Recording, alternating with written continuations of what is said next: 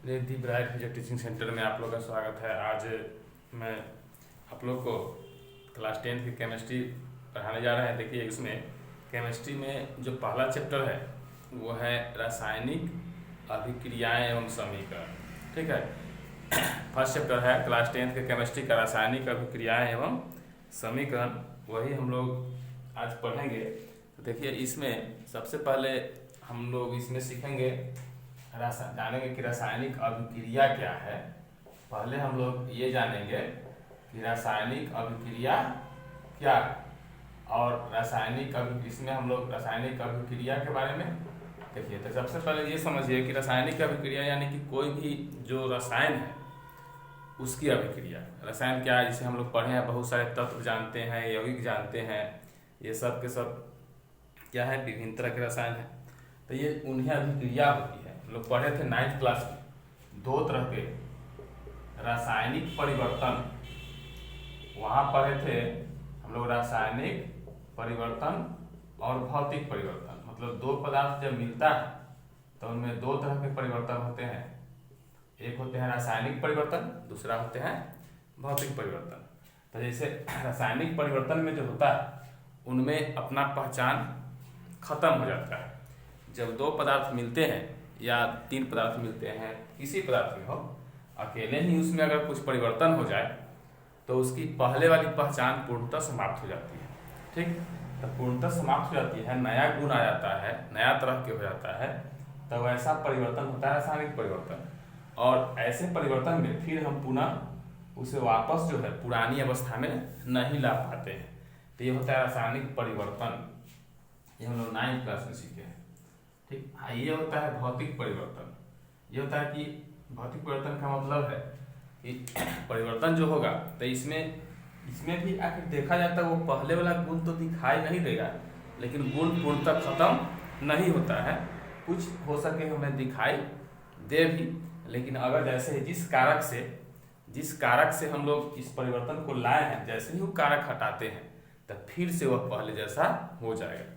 रासायनिक परिवर्तन में है कि जिस कारक से हम लोग इसको परिवर्तित किए हैं उस कारक को हटा भी दे तो भी फिर से वह पहले की तरह नहीं हो पाएगा, वो पूर्ण रूप से नया पदार्थ बन जाता है। इसमें जो है नया पदार्थ अगर बनेगा तो जैसे ही वो कारक हम हटाते हैं तो फिर से पुरानी अवस्था में वो आ जाती है। इसका मतलब ये हुआ कि भौतिक परिवर्तन में पदार्थ जो है अपना मूल गुण खोता नहीं है। तो बस समझिए, इसी तरह से जो है यहाँ रासायनिक अभिक्रिया है कि कोई भी पदार्थ अगर मिलता है, कोई भी पदार्थ जो है किसी अन्य पदार्थ से मिलेगा या अकेले ही क्या करेगा, कोई बाहर से उत्प्रेरक मिलेगा। देखिए, ध्यान रखिए, जैसे मान लीजिए एक पदार्थ ए है, दूसरा पदार्थ बी है, तो ये दोनों पदार्थ मिल जाएगा मिलेगा तो दोनों में क्या होता है, आंतरिक परिवर्तन होता है। आंतरिक परिवर्तन होता है और आंतरिक परिवर्तन होके ये पदार्थ बन जाता है सी और ये पदार्थ बन जाता है डी। देखिए, यहाँ ए और बी था, यहाँ सी और डी आ गया, तो ए और बी का गुण जो है वो खत्म हो गया और सी और डी का गुण यहाँ आ जाता है।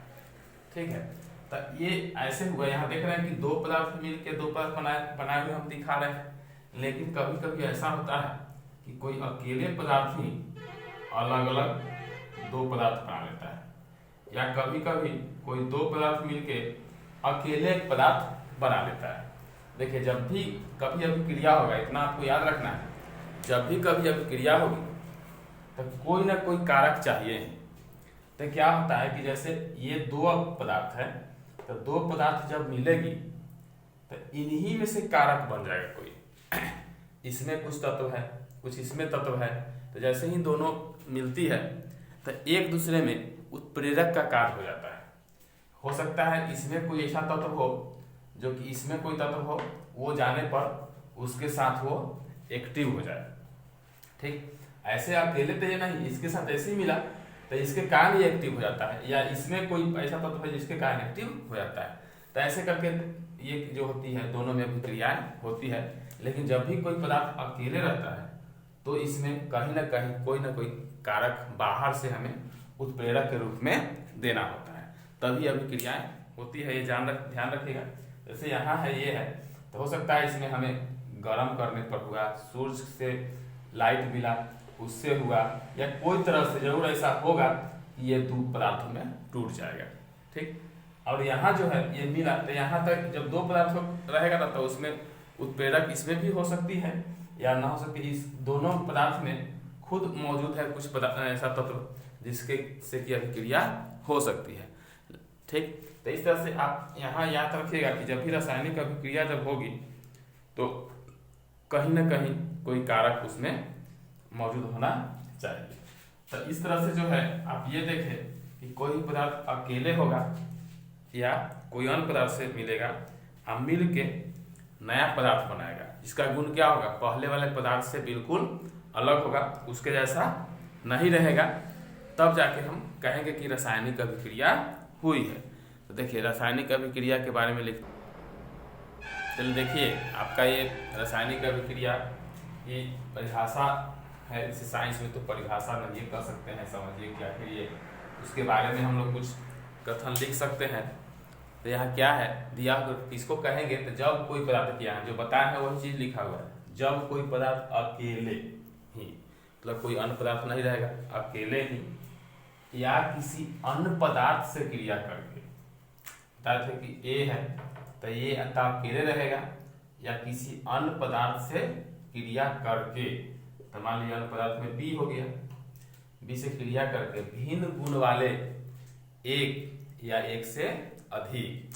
तो भिन्न गुण वाले मान लीजिए ए का गुण कुछ अलग होगा, बी का गुण कुछ अलग है, ए और बी गुण वाला है, तो ना इसके जैसा ना इसके जैसा एक या अधिक नए पदार्थों का, मतलब एगो बने या एक से अधिक बने नया पदार्थ अगर बनेगा, तो मान लीजिए यहाँ बन गया सी और यहाँ बन गया डी। तो ये देखिएगा मिला था ए और बी, बना सी और डी। तो ए और बी का गुण जो है वह सी और डी के गुण से बिल्कुल भिन्न है। मतलब यहाँ समझिए कि जो पदार्थ बन गया वो सी और डी नया बन गया। तो इस तरह से ये अपना अस्तित्व खो दिया, इसका अस्तित्व समाप्त, अब इसका अस्तित्व आ गया। तो ये अभिक्रिया से पहले ए और बी था, अभिक्रिया के बाद सी और डी आ गया। ठीक है, ये आप जानते हैं, बस ये ध्यान रखना है बनेगा। इसमें एक और बात आगे हम लोग सीखेंगे कि जो जितना द्रव्यमान ये दोनों का होगा उतना ही द्रव्यमान उसका होगा। वो हम संतुलित अभिकरण संतुलित अभिक्रिया सीखेंगे, उस समय जानेंगे संतुलित समीकरण में। चलिए देखिए वो बाद में आगे। देखिए यहाँ जो है अभी हम लोग को ये जानना है कि देखिए यहाँ अभिक्रिया में ये दोनों भाग लिया, ठीक है, और ये दोनों प्रतिफल बना, ठीक है, उत्पाद बना। तो इन दोनों को हम लोग कह देते हैं अभिकारक, इन दोनों को कहते हैं अभिकारक, इन दोनों को कहते हैं प्रतिफल या उत्पाद। इसको कहते हैं प्रतिफल या उत्पाद। ठीक, यानी आप कह सकते हैं ये अभिक्रिया में भाग लिया, तो जो अभिक्रिया में भाग लिया उसको हम लोग कहते हैं अभिकारक, और जो अभिक्रिया के फलस्वरूप बना वो क्या कहलाएगा? अभिक्रिया के फलस्वरूप जो बना वो कहलाएगा प्रतिफल। तो आपको अगर पूछा जाए कि अभिकारक किसे कहते हैं, तो यहाँ ये कहेंगे कि जो पदार्थ अभिक्रिया में भाग लेते हैं, जो पदार्थ अभिक्रिया में से भाग लेकर भी कह सकते हैं कि भाग लेकर नए पदार्थ बनाते हैं, नए पदार्थ बनाते हैं, मतलब जो भाग लेते हैं सो ध्यान रखना है, जो भाग लेते हैं सो बनाते हैं, अभिकारक कहलाते हैं। ठीक है, अभिकारक कहलाते हैं। ये हो गया। अब प्रतिफल क्या होगा? तो जो अभिक्रिया के फलस्वरूप बनते हैं, तो यहाँ आप लिख सकते हैं, देखिए प्रतिफल किसको कहेंगे? तो जो अभिक्रिया के फलस्वरूप बनते हैं वो कहलाएंगे प्रतिफल। यहाँ कहेंगे कि जो पदार्थ अभिक्रिया के फलस्वरूप बनते हैं वो उत्पाद कहलाते हैं चाहे प्रतिफल कहलाते हैं। उत्पाद कहिए चाहे प्रतिफल, ये दोनों कहलाते हैं। ठीक है, इस तरह से जो हो गया तो आप लोग जान गए अभिक्रिया, रासायनिक अभिक्रिया क्या हुई। अब देखिए आप एक एग्जाम्पल देखेंगे, जैसे आप देखिए यहाँ जो है अभिक्रिया हुआ H2 और प्लस में Cl2। यहाँ देखिए H अलग है, Cl2 अलग है, दो तरह के पदार्थ है। यहाँ है हाइड्रोजन गैस है और ये क्लोरीन गैस है। तो ये दोनों मिला तब बन गया HCl के दो अणु बना। देखिए H का गुण Cl का गुण इसके गुण से नहीं मैच होगा, इसका गुण अलग है, ये आप जान रहे हैं, ये देख भी रहे हैं। ये गैस आएगा, लिक्विड फॉर्म में जाएगा, यहाँ देख रहे हैं, तो ये बन गया हाइड्रोक्लोरिक अम्ल। तो इसको क्या कहेंगे, ये दोनों हो गया आपका अभिकारक, ये हो गया अभिकारक और ये हो गया प्रतिफल, ये हुआ प्रतिफल। ठीक है, देखिए ये हो गया। और भी आप अभिक्रिया लिख सकते हैं, जैसे देखिए यहाँ ये लिखेंगे आप HCl प्लस में आ गया NaOH, क्या बन गया, ये बन गया NaCl, NaCl और प्लस में H2O। देखिए यह हाइड्रोक्लोरिक अम्ल, यह सोडियम हाइड्रोक्साइड मिला तब बन गया ये लवण। ये आप जानते हैं ये है अम्ल, कौन अम्ल है, हाइड्रोक्लोरिक अम्ल, ये है भस्म सब, ये है सोडियम हाइड्रोक्साइड और ये है आपका लवण, नमक बना और ये हो गया जल। देखिए ये अम्ल था, अम्ल का गुण अलग होता है, कुछ आप पहले से 8 क्लास में सीखे हुए भी हैं। भस्म का गुण अलग होता है और यहाँ लवण का गुण अलग होता है, ये जल का गुण अलग है। तो आप देखिए इसमें से ये पदार्थ ना इसकी, ये वाला जो बड़ा लवण ना इसकी तरह है ना इसकी तरह है, जल बना तो ना इसकी तरह है ना इसकी तरह है। आखिर ये अभिक्रिया भी कैसे, देखिए आप ये समझ सकते हैं। यहाँ इसमें तो देख रहे हैं कि दोनों जुट गया है, एक साथ हो गया, लेकिन इसमें देखिए यहाँ जो है, इसमें जो अभिक्रिया हुई, जैसे ही दोनों आता है एक साथ तो दोनों में क्या होता है, उछल कूद शुरू, समझिए कि दोनों में हलचल शुरू होता है। तो हलचल शुरू होगा तो ये HCl में जो है, तो समझिए कि H अलग और Cl अलग हो जाएगा। NaOH में जो है तो ये Na अलग और OH अलग होगा, दोनों बिखर जाएगा। अब बिखरने के बाद जो है समझिए यही जो है, ये जो है अपना Cl माइनस जो है वो इसको अपना लिया और ये वाला इसको अपना लेता है, यानी कि एक दूसरे में आंतरिक रूप से क्या हो गया, चेंजिंग आ जाती है। तो आप देखें कि जब तक ये नहीं मिलेगा तक नहीं हुआ, मिला क्या हुआ, एक दूसरे से बिखर गया, बिखरने का फिर दूसरे के साथ मिल गया। तो ये हो गया रासायनिक अभिक्रिया। अब देखिए ये तो जान रहे कि रासायनिक अभिक्रिया क्या हुआ। अब है कि रासायनिक अभिक्रिया अगर हम कहीं देखते हैं, कोई पदार्थ कोई बर्तन में रखे, अब वास्तव में वहाँ रासायनिक अभिक्रिया हुई कि नहीं, तो उसके बारे में जानना हो तो हम लोग कैसे जानेंगे। ये होता है देखिए रासायनिक अभिक्रिया होने की पहचान, कैसे पहचानें रासायनिक अभिक्रिया हुई कि नहीं। रासायनिक अभिक्रिया होने की पहचान ये बहुत जरूरी है। रासायनिक अभिक्रिया हुआ कि नहीं, हो सकता है हम मिला दिए तो पदार्थ को आज इसमें कुछ बना ही नहीं, कोई अभिक्रिया ही नहीं हुआ, तो वास्तव में अभिक्रिया हुआ कि नहीं, इसके लिए देखिए क्या क्या पहचान है। तो इसके लिए सबसे पहले हम लोग ये जानते हैं कि देखिए कोई भी पदार्थ जब बनेगा तो हो सकता है उसकी अवस्था में परिवर्तन हो जाए, ठीक है, हो सकता है उसकी अवस्था में परिवर्तन आ जाए। तो आप यहाँ पहला पहचान तो आप यही देख सकते हैं, अवस्था में परिवर्तन। हो सकता है कोई पदार्थ गैस रहे तो वो द्रव बन गया, चाहे ठोस बन गया, ये होता है अवस्था में परिवर्तन हो सकती है। अवस्था परिवर्तन देखिए, अब ये नहीं कि अवस्था में परिवर्तन हुआ तक कहीं हो सके रासायनिक अभिक्रिया ही हुई है। अवस्था परिवर्तन ऐसे भी होता है कि जल ठोस अवस्था में अगर रहे तो उसको पिघलाने की द्रव अवस्था में रहेगा। तो इस तरह से हम ये देख सकते हैं, लेकिन ये नहीं कहना है अगर रासायनिक अभिक्रिया हुई है तो अवस्था में परिवर्तन भी हो सकती है, ठीक है। जैसे आपको देखिए यहाँ मोमबत्ती में देखते हैं क्या होता है, मोमबत्ती पिघल जाती है ना, मोमबत्ती का पिघलना, जलाते हैं मोमबत्ती तो देखते हैं कि पिघलता है ना। अब यहाँ देखिए मोमबत्ती पिघलता भी है और साथ में क्या होता है, गैस भी बनता है, मतलब पहले जल बनता है, पहले लिक्विड बनता है, फिर गैस बन जाता है। तो इस तरह से अवस्था में परिवर्तन हुआ, तो इसका मतलब उसमें रासायनिक अभिक्रिया हुई है। एक मोमबत्ती आप रख देंगे, उसमें देखेंगे उसमें कोई परिवर्तन नहीं हो रहा है, इसका मतलब उसमें रासायनिक अभिक्रिया नहीं हो रही है। और वो पिघल रहा है तो इसका मतलब वो जल रहा है, पिघल रहा है, पिघल के गैस बन रहा है फिर, तो ये हो गया अवस्था में परिवर्तन, ठीक है। दूसरा आप देख सकते हैं ताप में परिवर्तन। अब देखिए ताप में परिवर्तन भी देखिएगा, या तो देखिएगा कि कोई जिस बर्तन में हम आप अभिक्रिया करने के लिए कोई वस्तु को रखें हैं, तो या तो हो सकता है वो गर्म हो जाए बर्तन या ठंडा हो जाए। जैसे देखिए हम लोग को जान गए कि अवस्था में परिवर्तन जो होता है, जैसे मोमबत्ती पिघलती है, पिघल के गैस बनती है, तो अवस्था में परिवर्तन होते हुए हम देख रहे हैं कि मोमबत्ती क्या थी, ठोस अवस्था में थी और द्रव अवस्था में आ गई, द्रव से फिर गैस बन के जल जाता है। तो ये अवस्था में परिवर्तन हम लोग पहचान एक है, रासायनिक अभिक्रिया हुई कि नहीं। सो ताप में परिवर्तन दूसरी पहचान है।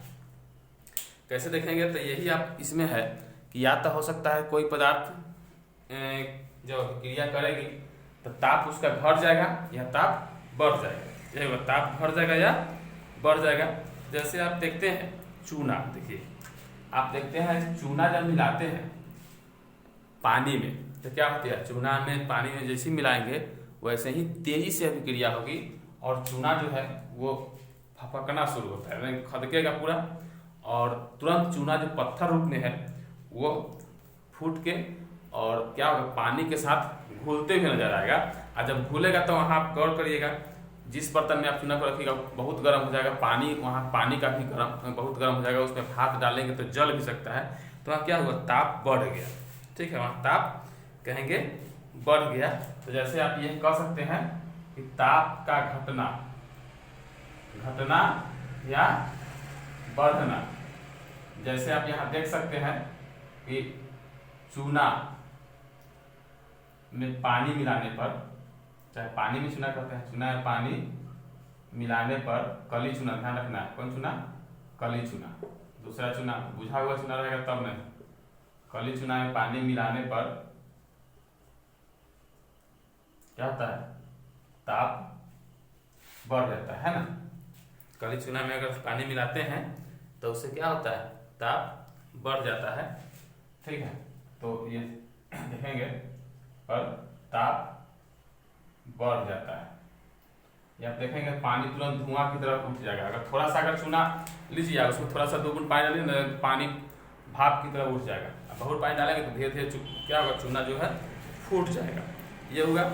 आप कुछ ऐसा भी क्रिया जिसमें ताप घट भी जाता है, ये हो गया दूसरा पहचान। ठीक, तीसरा पहचान होगा रंग में परिवर्तन होगा, ये यूनिक है। देखिए रंग में परिवर्तन, रंग में परिवर्तन होगा तो जैसे इसमें क्या होता है, पोटेशियम परमैंगनेट होता है। देखिए पोटेशियम परमैंगनेट जो होता है उसमें रंग में परिवर्तन आपको देखने को मिलेगा, बैगनी रंग के विलयन है, पोटेशियम परमैंगनेट का बैगनी रंग के विलयन है। पानी में डालेंगे पोटेशियम परमैंगनेट थोड़ा सा 1 बूंद भी, तो पूरा पानी हो जाएगा बैगनी रंग का। ठीक है, और उसमें जैसे ही आप नींबू का रस अगर डालते हैं तो क्या होता है, बैगनी रंग धीरे धीरे गायब हो जाएगा। ठीक है, धीरे धीरे क्या हो जाएगा, उसका रंग गायब हो जाएगा। तो ये आपका हो गया क्या, रंग में परिवर्तन को क्या कहेंगे, पोटेशियम परमैंगनेट जो है, पोटेशियम परमैंगनेट, पोटेशियम परमैंगनेट का क्या है, पोटेशियम परमैंगनेट का जलीय विलयन जो है कैसा होगा, बैगनी रंग का। पोटेशियम परमैंगनेट के जलीय विलयन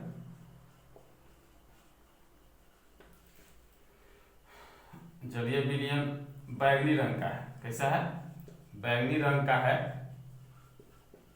जिसमें नींबू के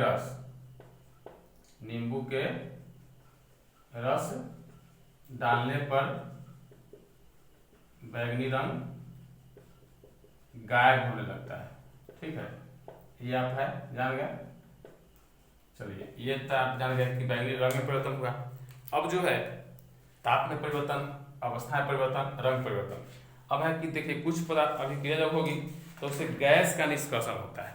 ठीक है, कुछ पदार्थ अभिक्रिया जब होगी तो उससे क्या होगा, गैस का निष्कर्षण। ये भी बहुत अच्छा पहचान है, गैस का निष्कासन।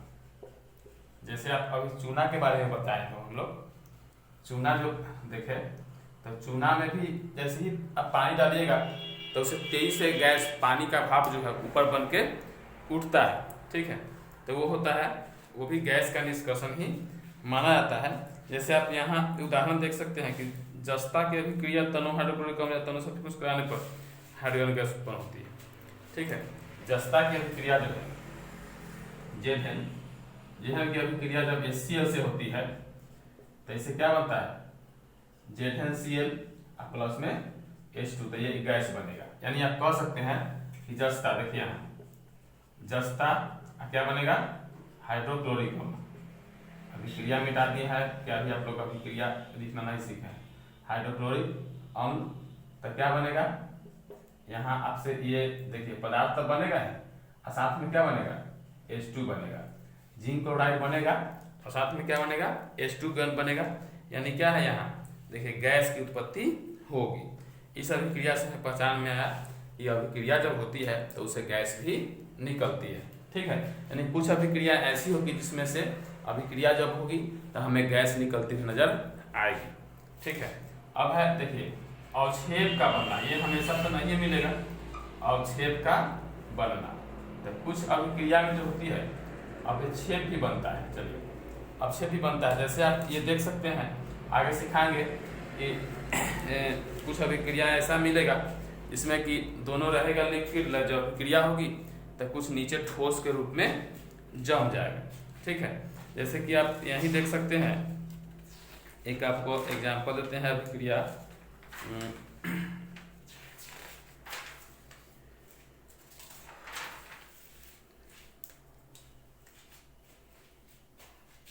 देखिए जैसे है यहाँ बेरियम क्लोराइड प्लस में है Na2SO4 सोडियम सल्फेट, और है ये BaSO4 बेरियम सल्फेट, और बन गया NaCl।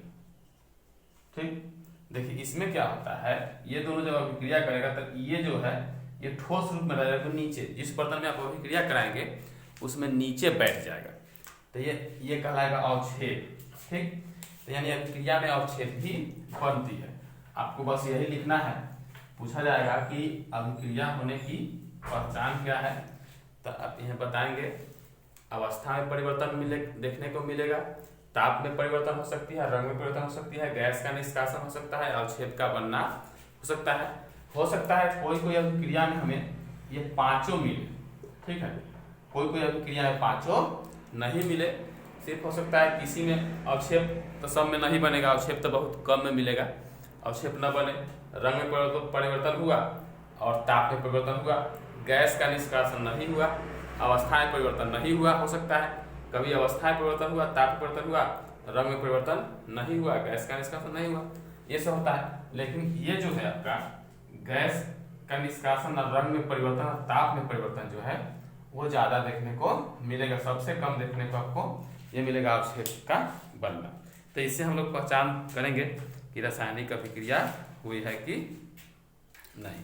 ठीक, तो ये आप लिख सकते हैं रासायनिक अभिक्रिया होने की पहचान क्या है, ये 5 है। अगला पॉइंट में है रासायनिक समीकरण। अब हम लोग जानेंगे कि रासायनिक समीकरण क्या है। ठीक है, रासायनिक समीकरण तो पहले जो रासायनिक अभिक्रिया हम लोग सीखे हैं उसी को संकेत के रूप में लिखते हैं, तो वही हो जाता है रासायनिक समीकरण। ठीक है।